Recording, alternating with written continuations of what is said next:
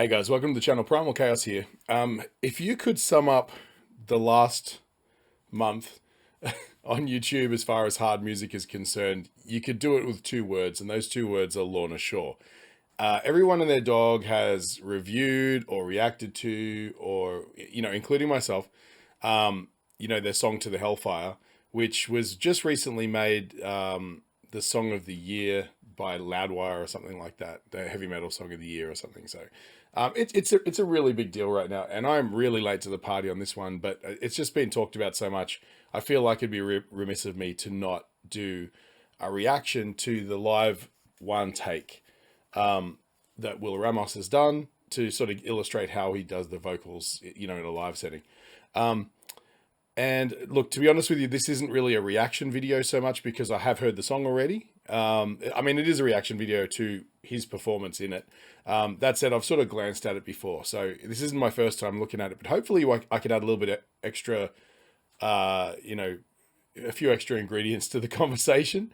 We'll see. But yeah, let's take a look.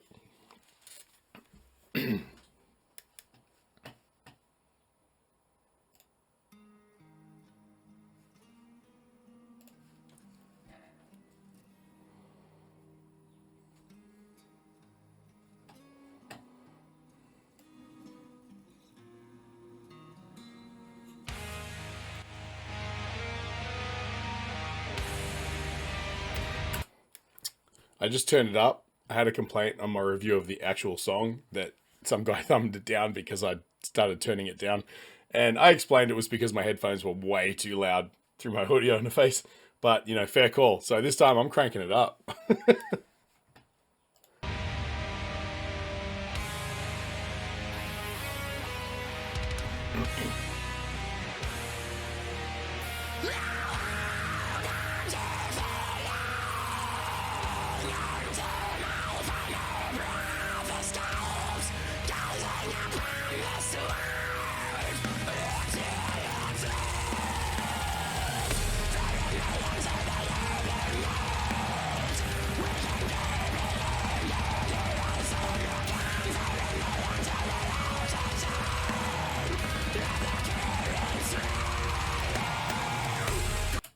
So the first thing I want to point out is what's interesting about this version, and a lot of people are calling this sort of their preferred version of the song, is that Will's vocals in this aren't buried in the same amount of reverb that you hear in the recorded track. In fact, I was wondering, part of the reason I was messing around with the volume when I was doing the original reaction to the song was because I couldn't discern the vocals well enough, and I figured it was because my headphones were so loud. I thought, oh, maybe it's just like squashing it in my ears, you know what I mean? It's just confusing everything.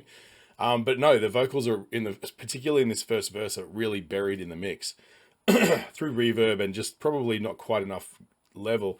I personally saw that as maybe a textural choice from the producer's point of view, because it does sort of come out through the song. But yeah, in this one, you can definitely hear a lot more what he's saying, and obviously more importantly for everybody who's interested in Will's voice, what he's doing. As I pointed out in the last video, the most interesting thing about all of this is seeing like just how little physical exertion Will puts into producing these sounds, particularly for these parts.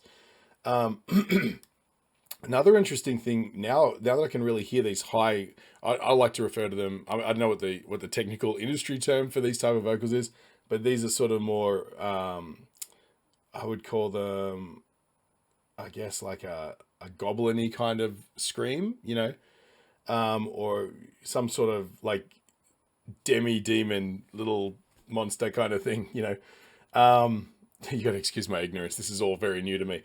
But what's interesting is I can hear now how squeezed it is. It's almost like when someone does a Gollum impression and they sort of clamp up sort of the back of their mouth where their tongue is. So you get that sort of squeeze, my precious kind of thing, it's not like an open sort of, it's just more of like and it's really interesting sort of from the perspective of choice, for Will's, like choosing which voices to do in each part. This literally sounds like you've been cast down to hell and you're surrounded by these little sub demons that are conspiring against you and whispering in your ear and stuff like that. And I dig that. You know, it's one of those things that in the wrong context, if a singer pulled that out, you'd be like, what? This is so naff. You know what I mean? Is he trying to be a goblin or something? What is that? And I mean, in certain circles of metal, that's 100% okay, you know, but it's just an interesting choice. And in this context, it seems to just work beautifully.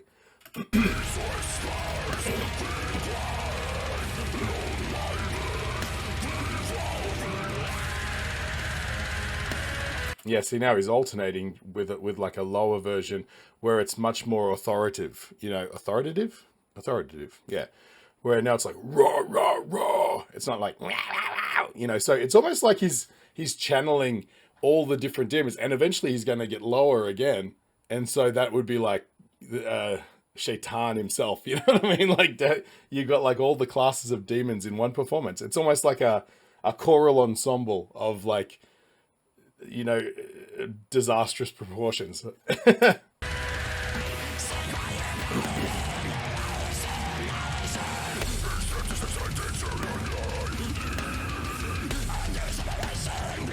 It genuinely is this demons discussing what they're going to do with your soul, you know?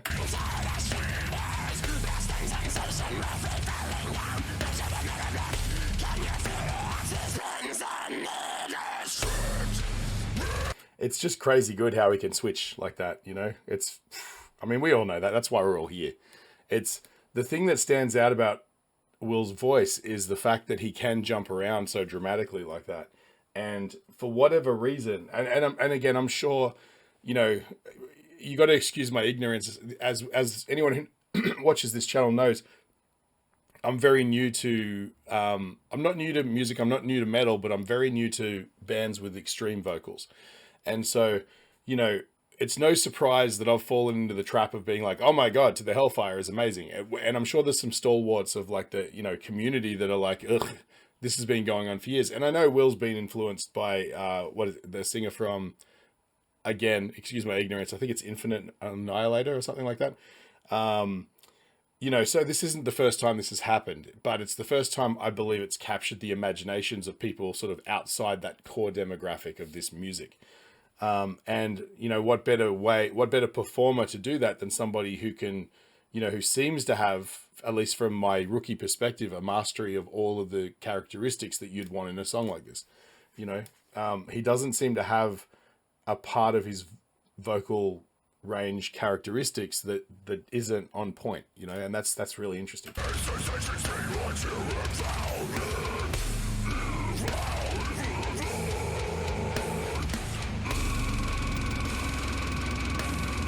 That just doesn't seem natural. But what's interesting though is if you look at the way he's addressing the microphone, he's actually pulled in a little closer, which alludes to the fact that perhaps it's much more of a quieter sound coming out, which makes sense because it's really hard to project the lower you go.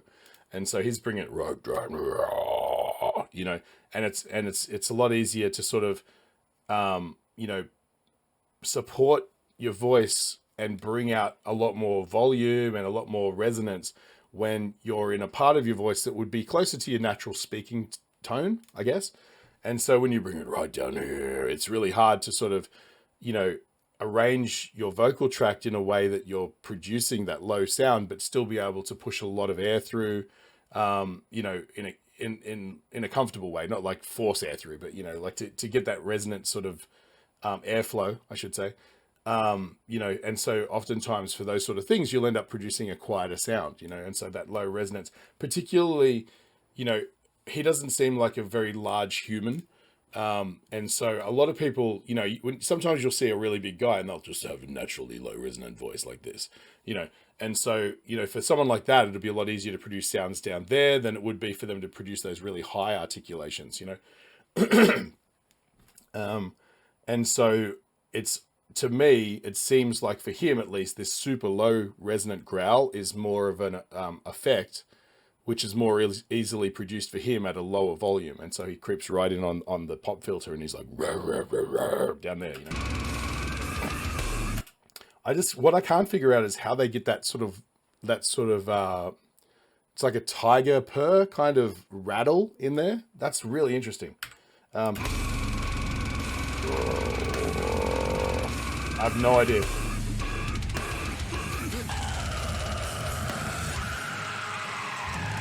And there it is right there. In like 5 seconds, you get all three of those articulations.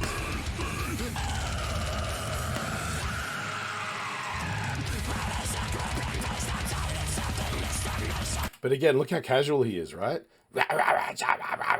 It's just like there's no...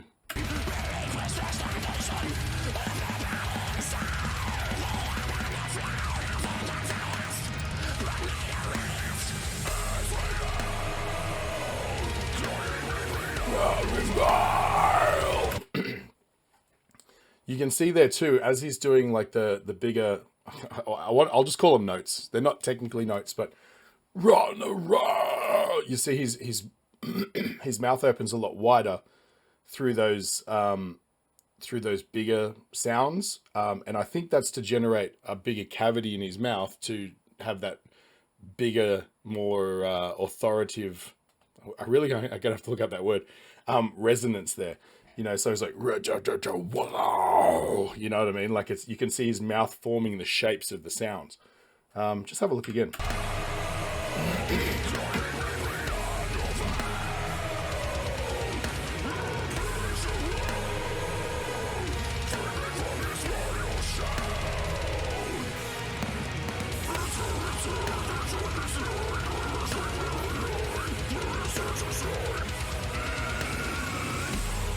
I'm trying to figure out where we're up to lyrically, but I can't figure it out.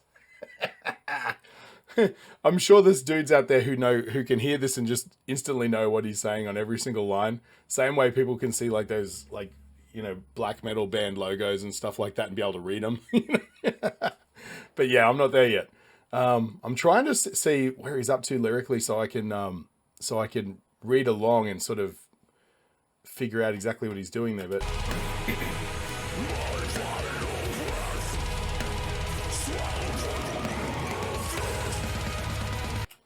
my final breath, swallowed by the... Yeah, okay.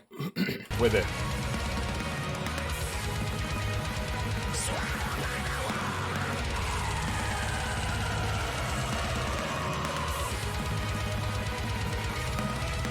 I love that cheeky smile. Look, there's one thing that I find interesting about Will, and that is he seems like such a pleasant person. Like he did an interview with Elizabeth from The Charismatic Voice, who I'm sure if you're watching this, you've probably bounced off of one of her videos. And, you know, I didn't watch the whole thing, but I watched about an hour of it, and it was just fascinating because he seems like he has no pretense. He's got no ego when it comes to talking about this stuff, and he was super humble about it. And I mean, I understand he hasn't been with the band super long, and this is really his first time he's exploded into the public eye to this degree, you know. And I guess it would be kind of flattering having someone like her, who's kind of become a bit of an industry darling, call you up and say, "Hey, I want to talk to you," you know. But that said, like, he just seems like a real interesting character. And it's sort of all summed up in that glance to the camera just then. I really dig that.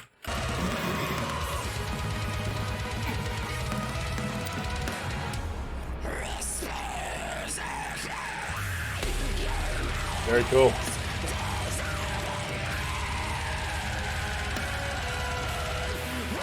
That one there was a bit of a mix of both of those sort of upper level demons, you know, like you could hear like he was doing the Smeagol, and he was bringing a bit more lower resonance into it to give it that sort of double, like a little bit more dimension to that particular scream.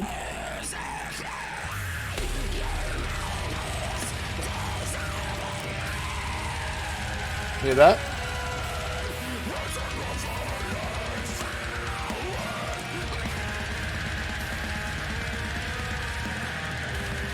See, that's scary, right? That right there, if you're listening out of context, that just sounds like a really powerful scream. And this is the kind of thing I want to bring up to maybe young people who are into this and they're trying to figure out how to make those sounds.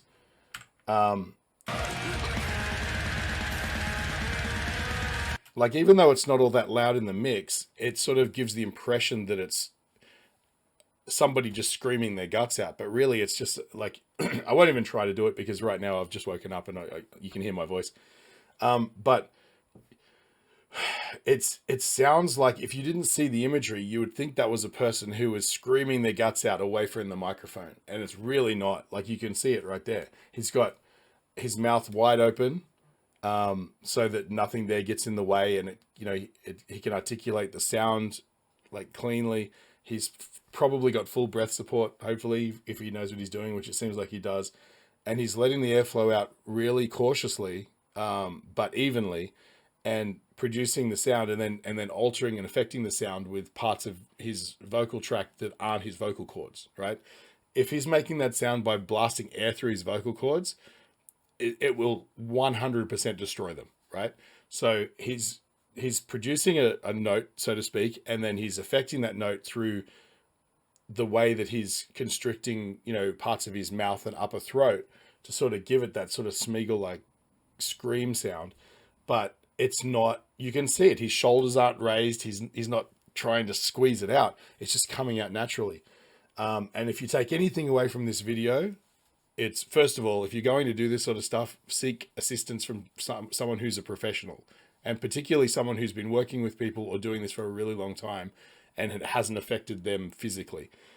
Second of all, just if you walk away with an understanding that he's not causing himself harm, in the sense of, like, I don't know, no one really knows the long-term effects of this.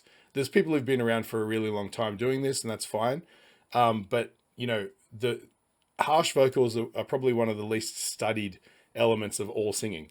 And so, there's a reason where most screamo bands ended up being singo bands because they just couldn't maintain it.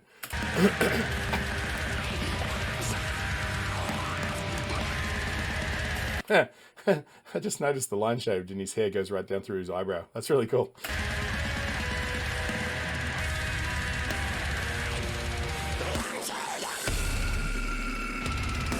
Ow! Ow!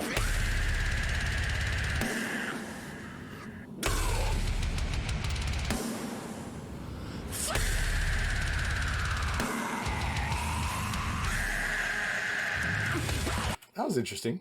Just if you can see, take a look at his tongue here.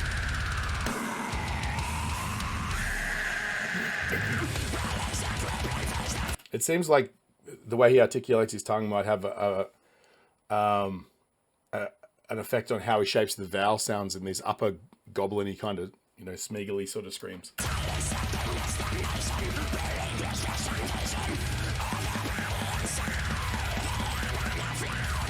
Actually makes sense, because a lot of that sort of, the way I hear that sound when it sort of squeezes like that, it sort of, to me, sounds like a flange effect or something on a guitar, or like, when people make that noise where it's like, you're shaping the sound of like by constricting the space in your mouth. And the way that you do that is by moving your tongue, right? And so seeing his tongue move around like that, that sort of, to me, is how he squeezes the sound to get that Smeagol effect, like that sort of, sorry, like it's all to do with moving the space around in the mouth. I got to stop doing these in the morning.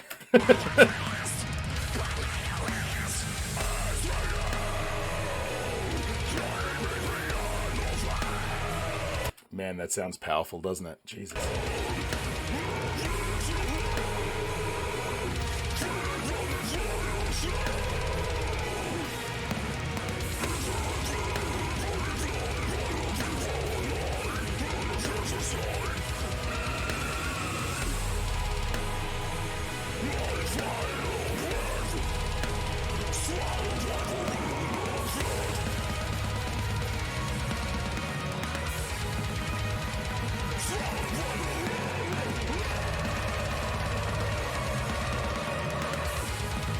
Just first of all, just to play devil's advocate here, and to sort of bring something in here for maybe the naysayers to latch onto.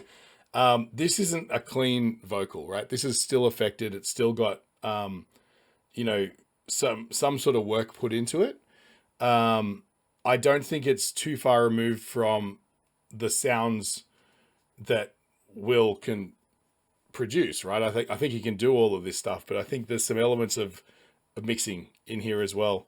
Not to take anything away from his vocal performance, it's still stellar, but it just seems to me that sound, I can hear too many layers in there, and it sounds like, and I don't mean that means he's been layered. I think it just means they've EQ'd it a little bit more and stuff like that, which is exactly how things are done in the studio. This isn't like I'm unveiling the cheat, or the cheat code. He's not punching in ABXY up, down, whatever. You know what I mean? This is just how things are. It's the same way as I've mentioned before. A drum kit doesn't sound like a drum kit like it does on records. It just doesn't. There's a certain amount of compression and EQ and all that sort of stuff in reverbs, particularly in rock music. So everybody seems to think that unless a vocal is absolutely pure and you're hearing the absolute thing that came out of the human being, then it's cheating, or it's not real, or they're not talented, or something like that. And it's ridiculous. In fact, the second you put a microphone in front of a human being's mouth, it colors the sound. There's a reason there's not one microphone. There's hundreds of thousands of different microphones, and they're very selectively chosen to suit the sound source, because microphones change the way things sound. And then you're running it through a mixing desk, which has characteristics in the gain stages, and all that sort of stuff, and a particular EQ. There's a reason certain mixing desks are popular. It's because their EQs sound a certain way when you use them. And then, of course, you're going to run it through some vocal processing. You're going to compress it just so that the levels are relatively even. And when you do that, sometimes you boost a few characteristics, which also sound kind of pleasant or unpleasant, depending on how you do it.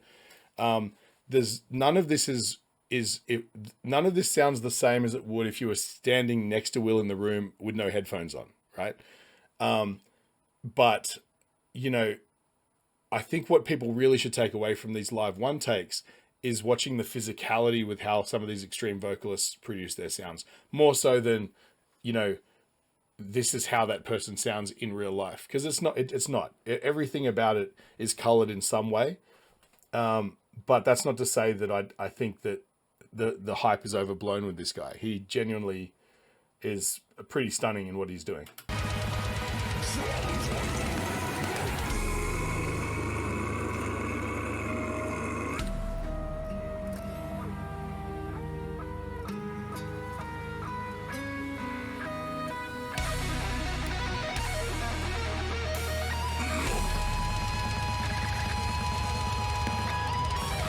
What a great solo, hey. I mean,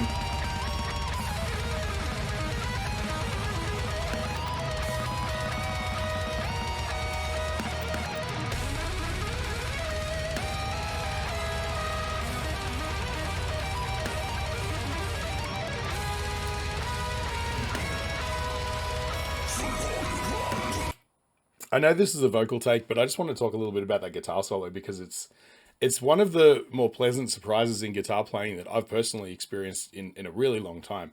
And why it's so, well, first of all, it's really thoughtful, the way that it's put together. It's not overplayed. It's just a really nice flowing tempo that sort of, I mean, it's fast, don't get me wrong, by anyone's standards, but it's not trying to be super complicated, again, for complexity's sake, which I always keep coming back to.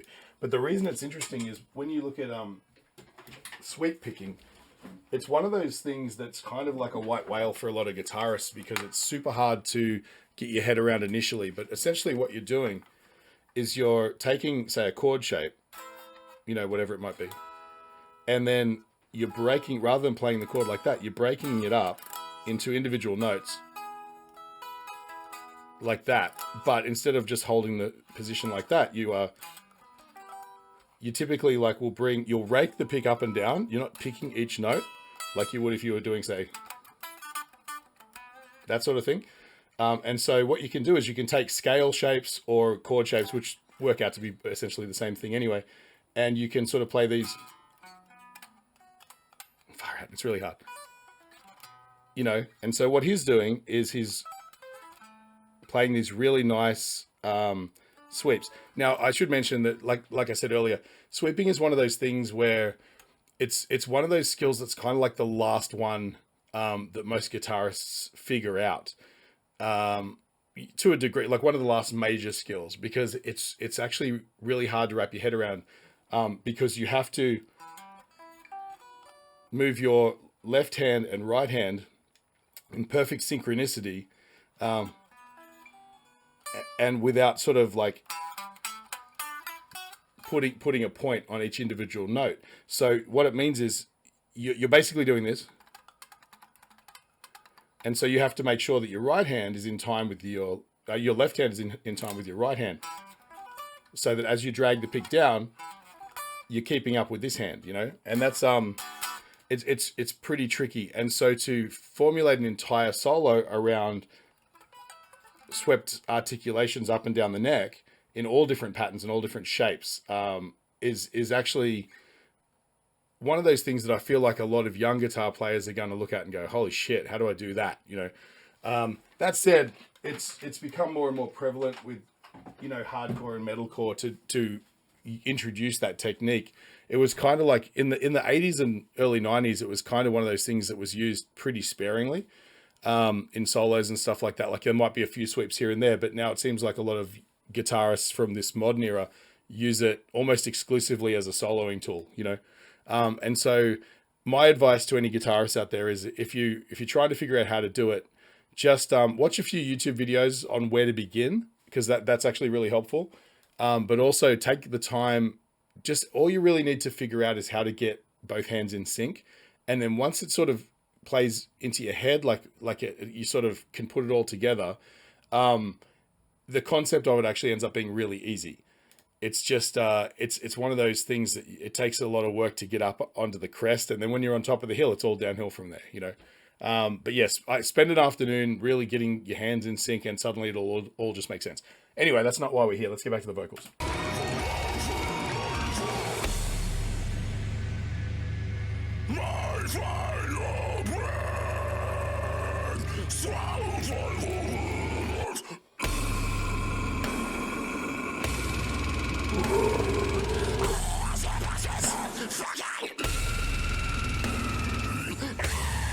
What does that sound, hey?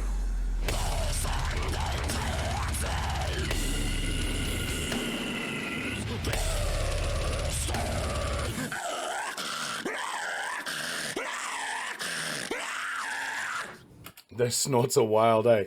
It doesn't actually sound like it's coming through his nose like snoring. It sounds like, well, I mean, I guess it is kind of like snoring, because it sounds more like his soft palate is rattling. It's not like a snort like through there. It's like it's back sort of more in his, to me it sounds like the top of his mouth as opposed to, or the back of his mouth cavity. It's like he's just breathing in dirty, you know what I mean?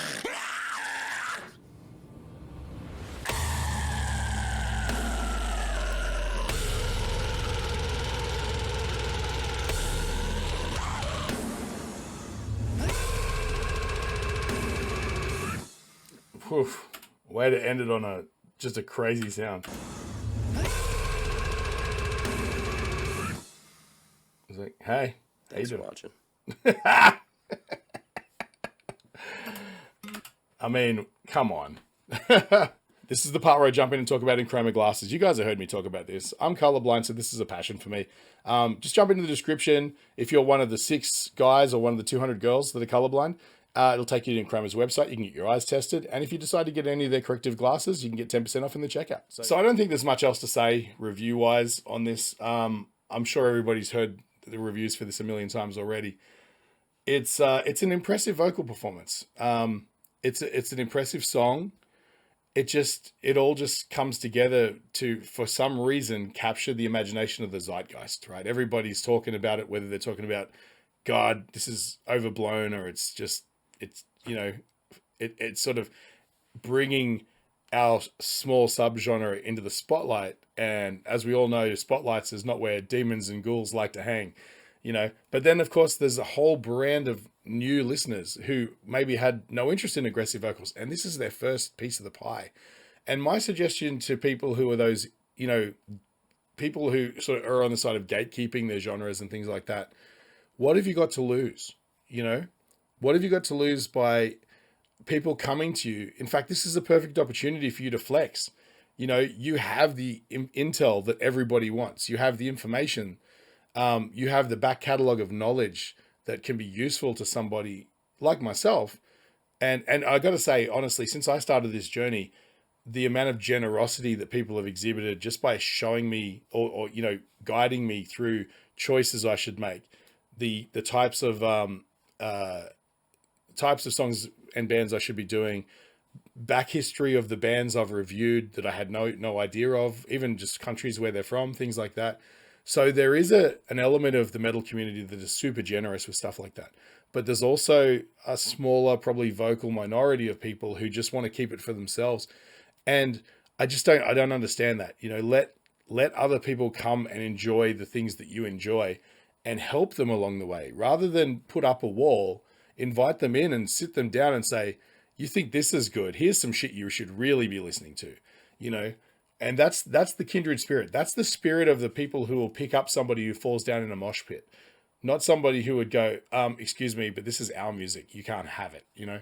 So, you know, that's just something I think maybe more people should keep in mind. Do I like the song? Yeah, sure. It's on my playlist now. I've heard it. I've shown everybody who'd listen, you know? And most of them wouldn't listen for very long, to be perfectly honest. But, you know, the second I heard it, I was pretty captivated. And I think, you know, this vocal one take is, it was kind of a little bit eye-opening for me. And I think it will be for a lot of other people too. But I hope more than anything, people use this as an educational tool to learn, maybe take one step closer to learning how to not destroy their voice by trying to attempt what he's doing. Okay, so anyway, that's pretty much it. Please, I'm trying to get my subscriber count up. It's climbing, and I'm really excited about that. I think I'm about to break 100, which at some point, hopefully I'll look back at this and say, oh, it was so cute that he was looking for 100. But really, man, I just want to get the message out there. So, you know, if any of my videos interest you, please share them with your friends so that we can get that subscriber count up, and I can reach more people. Cool. Thanks a lot, guys. I'll see you on the next one.